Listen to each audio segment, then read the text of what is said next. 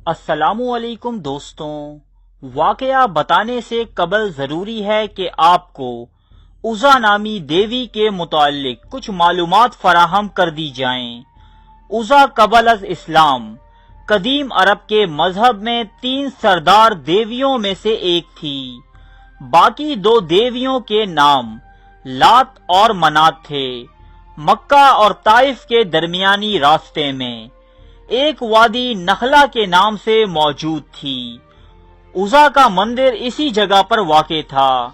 یہ وہی وادی نخلا ہے جہاں حضور پاک صلی اللہ علیہ وسلم کی ملاقات جنات کی ایک جماعت سے ہوئی تھی، اور اس جماعت نے آپ صلی اللہ علیہ وسلم کی دعوت پر اسلام قبول کیا تھا۔ قریش اور دوسرے قبائل عزا کی زیارت کے لیے اس وادی میں آیا کرتے، قربانی کے جانور یہاں لا کر ذبح کرتے اور نذرانے چڑھاتے۔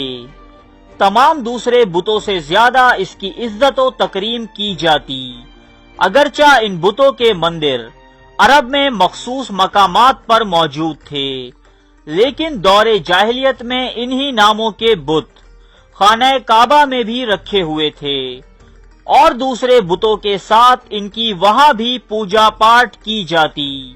روایتوں میں موجود ہے کہ عزا ایک شیطان عورت تھی جس کا قیام وادی نخلا میں موجود 3 جھاؤ کے درختوں پر تھا، اور یہی شیطانی قوت اس بت میں سے آوازیں نکالتی جسے عرب قبائل سنا کرتے اور اس کی تعظیم بجا لاتے، یہاں تک کہ اللہ پاک نے حضرت محمد صلی اللہ علیہ وسلم کو مبعوث کیا۔ آپ نے بتوں کو معیوب قرار دیا اور عربوں کو ان کی پوجا کرنے سے منع فرمایا۔ قریش کو یہ بات سخت ناگوار گزری اور انہوں نے قدم قدم پر آپ کی مخالفت کی۔ فتح مکہ کے بعد حضرت محمد صلی اللہ علیہ وسلم نے خانہ کعبہ میں موجود تمام بتوں کو توڑ دیا، لیکن وادی نخلا میں موجود قریش کا سب سے لائق تعظیم بت عزا اب تک وہاں موجود تھا، اور وہاں اس کی عبادت بھی اسی زور و شور سے جاری تھی۔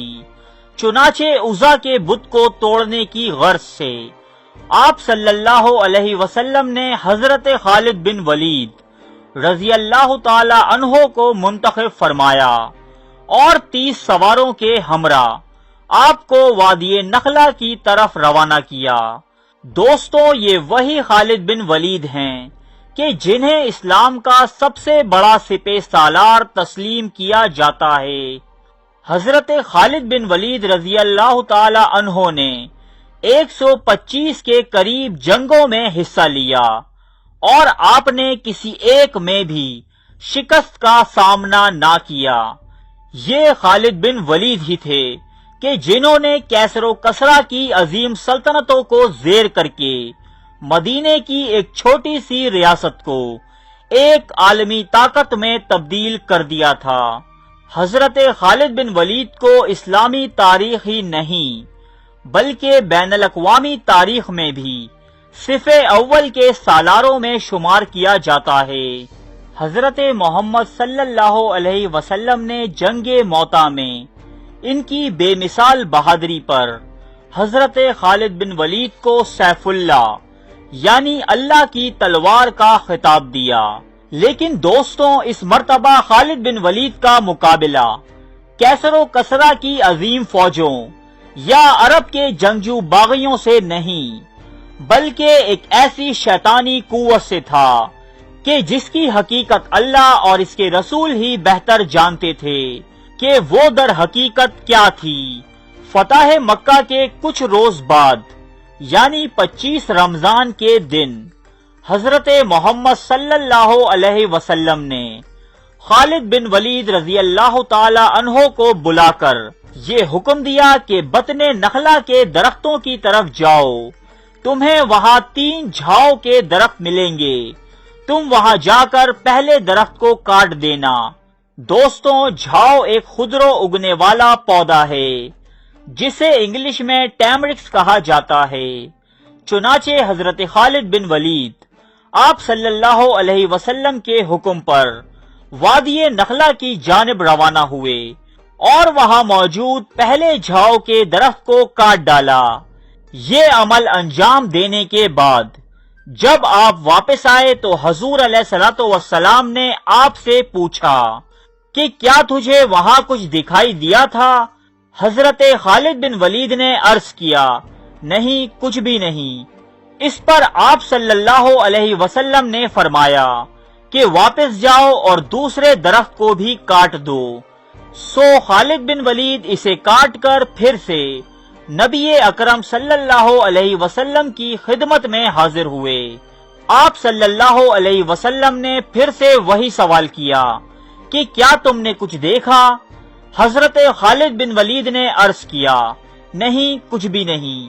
اب آپ صلی اللہ علیہ وسلم نے فرمایا کہ واپس جاؤ اور تیسرے درخت کو بھی کاٹ دو۔ اس مرتبہ جب حضرت خالد بن ولید اس درخت کو کاٹنے کی غرض سے آئے تو دیکھا کہ ایک شیطان عورت برہنہ حالت میں بال پھیلائے ہوئے ہے اور غصے میں اپنے دانت پیس رہی ہے۔ اس کے پیچھے پیچھے عزا کے مندر کا محافظ دبیہ سلمی چلا آ رہا تھا۔ دبیہ نے حضرت خالد بن ولید کو دیکھا تو چلا کر کہا، اے عزا، خالد پر زور سے حملہ کرو اور پیچھے نہ ہٹو، اوڑھنی اتار ڈالو، کیونکہ اگر آج تم نے خالد کو قتل نہ کیا تو ذلت کی مستحق ہو جائے گی۔ یہ سن کر حضرت خالد بن ولید نے کہا، اے عزا، میں تیرا انکار کرتا ہوں، تجھے پاک نہیں مانتا، میں دیکھ رہا ہوں کہ اللہ نے تجھے ذلیل کر دیا ہے۔ یہ کہہ کر حضرت خالد بن ولید نے تلوار کے ذریعے اس کے سر پر وار کیا۔ اس وار کے بعد دیکھا تو وہ شیطان صفت عورت کوئلہ بنی ہوئی تھی۔ پھر حضرت خالد بن ولید نے اس درخت کو کاٹا اور مندر کے محافظ دبیہ کو بھی قتل کر دیا۔ اس کے بعد نبی اکرم صلی اللہ علیہ وسلم کی خدمت میں آ کر یہ سارا قصہ سنایا۔ حضرت صلی اللہ علیہ وسلم نے فرمایا کہ یہ عزا تھی، اب آئندہ عربوں میں کوئی عزا نہ ہوگی اور نہ ہی اس کی عبادت کی جائے گی۔ وہ دن تھا اور آج کا دن ہے کہ عربوں کے نزدیک سب سے زیادہ تعظیم کی لائق مانے جانے والی دیوی کا کوئی نام لیوا تک نہ رہا۔ السلام علیکم دوستوں، ویسے تو یہ واقعہ تاریخ کی بہت سی مشہور کتابوں میں موجود ہے، لیکن ہم نے اخذ کیا ہے تاریخ کی ایک مشہور ترین کتاب بلوغ العرب جلد سوم سے۔ یہ واقعہ اس کتاب کے پیج نمبر 81 پر موجود ہے۔ یہ کتاب PDF فارمیٹ میں بھی موجود ہے، آپ اسے بآسانی ڈاؤن لوڈ کر سکتے ہیں۔ ارے فرینڈز، ایک منٹ، آپ ایسے ہی جا رہے ہیں؟ اتنی محنت سے ویڈیو بنائی ہے، ایک لائک تو بنتا ہے نا؟ اور دوسرا یہ کہ آپ ہمیں اتنی بڑی دنیا میں دوبارہ کیسے ڈھونڈیں گے؟